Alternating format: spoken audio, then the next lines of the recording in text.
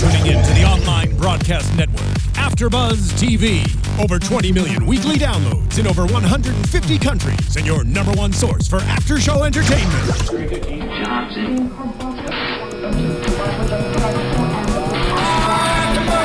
AfterBuzz TV, the destination for TV superfans, producing after shows for over 300 of your favorite TV shows, interviewing celebrities and showrunners, and bringing you behind-the-scenes exclusives. All thanks to E! Entertainment's Maria Menounos, producer Kevin Undergaro, and internet leader Akamai. Now, let the buzz begin!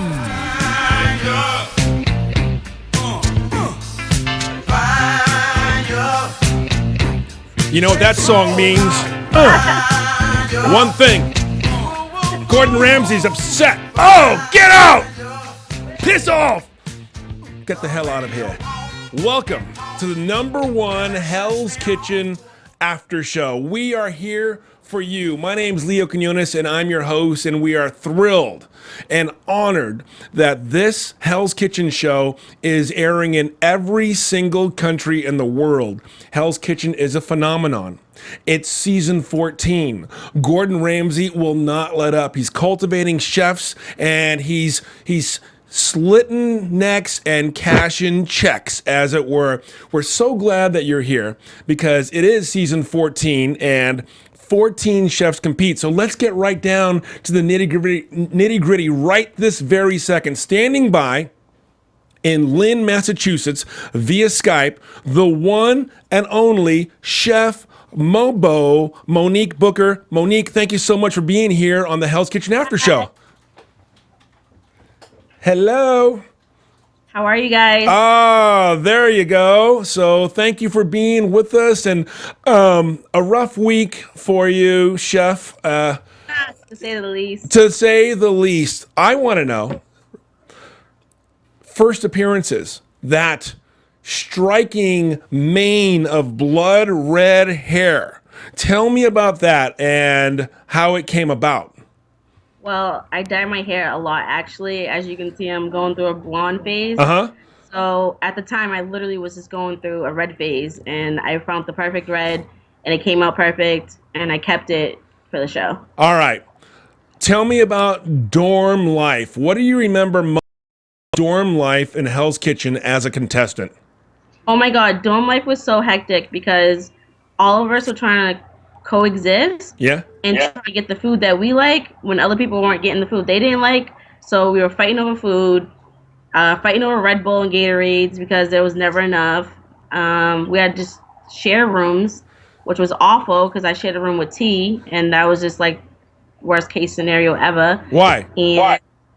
Well, as everyone knows, Chef T hated me since like the first 5 seconds of meeting her. So it was like, oh, just my luck. I have to do them with Chef T, which fucking sucks. What's it like being the target, it seems like, of a red team in-house assassination? Honestly, if I wasn't who I was, I wouldn't have made it through. But because of who I am, I didn't really give a fuck. They tried every week to get me out of there, and I was just like, I do not care. Like, I'm going to stay as long as I can. But, like, I'm a strong person, so it didn't bother me. But if I was just like some weak-minded person, I wouldn't have made it as far. I probably would have had a mental breakdown. Right. Well, let's see. The service, the last service. What do you remember about your last night dinner service in Hell's Kitchen? I was on the garnishing station, which is the hottest station. But really, wait a minute. You said in the episode, all you have to do is kind of heat stuff up. Right? Yeah, that was like multiple pans, like 14 pans I had to heat up at once. So I was a little over-exaggerate. Like, yeah, I just have to heat things up. No, you have to heat 15 things up at once and make sure everything's going. And have you done anything like that before in your life? No, never, ever. Ever did anything like that before. Well, what catapulted you into Hell's Kitchen? What was your experience up to Hell's Kitchen? Well, up to Hell's Kitchen, I was a fresh graduate out of Le Cordon Bleu. Wow. And I was a line cook, and I thought I just do everything until I went on the show. Mm-hmm. And yeah, the Garnish Station. Let's talk about specifics. What's it like having Gordon Ramsay rip you a new a-hole? Well, it's always awkward because Garnish Station's right behind the expo, where Gordon Ramsay stands. So he's right there. So as soon as he starts yelling, you're like, what the fuck do I do? Like, I can't hide behind no one. Like, I'm right here. Tell me about a dress down. Just what's it like? It's horrible. Honestly, it's not as bad as people think. I've been yelled at plenty of times, but it's just like we have to stop everything we're doing and listen, get yelled at because either it's your fault or somebody else's, and then try to get back to it, bounce back like nothing just happened. Like, it's like the worst mindfuck ever. What about Megan coming into the Garnish Station during your last service? How did you guys work that dynamic? I didn't even mind. I kind of appreciated Megan coming in to help me, but I knew she really didn't want to. But I was like, thank you, Megan, because I can't run this station by myself. Okay, well, we know that it was difficult. On the way out, you said walking through the door. Well, first of all, what's it like walking through that long door when you're in slow motion? And you got that little guitar. Yeah, right? You have to walk through that whole... Yeah. Do you fall? Do you fall? Did you fall, or was that just someone? No. Is that No. I did not fall. I was like, please don't fall. Please do not fall. Tell me about the long walk. It's first of all, they make you do it like 3 times. What? After?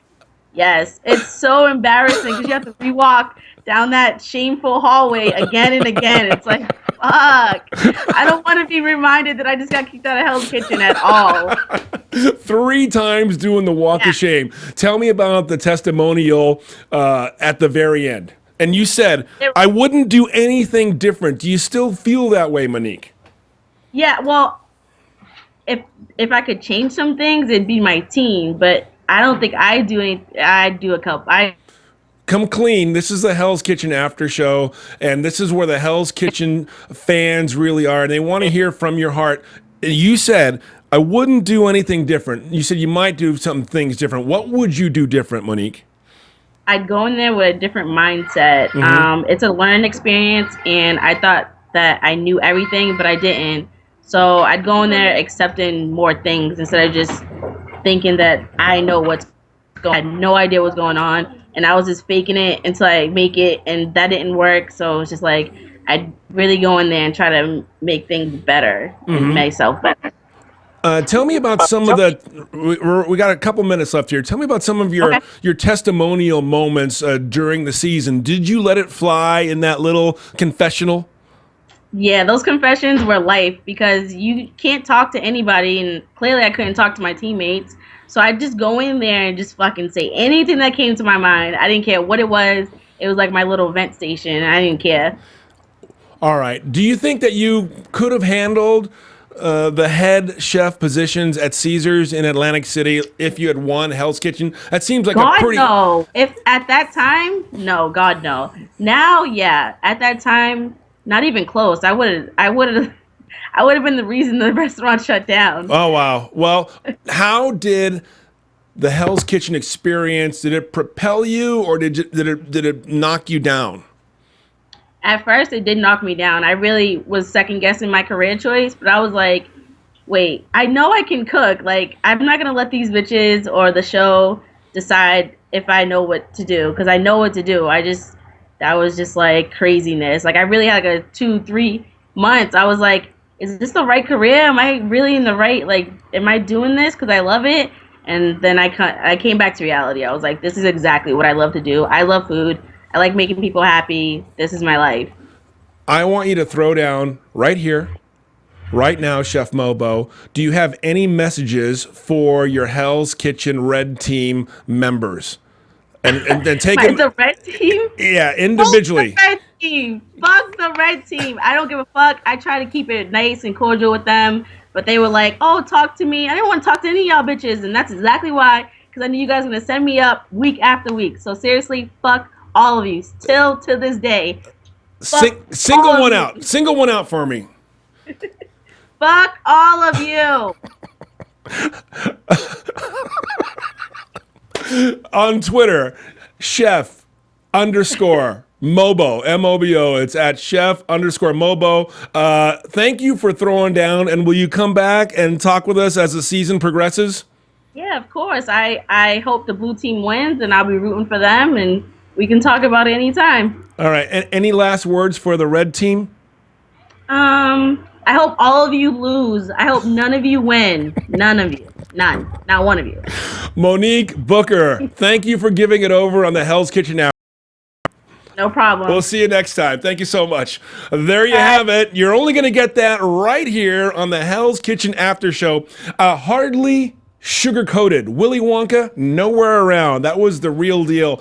I want to thank Kevin Undergaro, Maria Menounos. Why? Because they put this entire network together. And you can follow me on Twitter at Movie Interview, Roar USA. Thanks for the amazing duds. On behalf of Alexis, producer, myself, Leo Quinones, I will see you next time right here on the Hell's Kitchen After Show.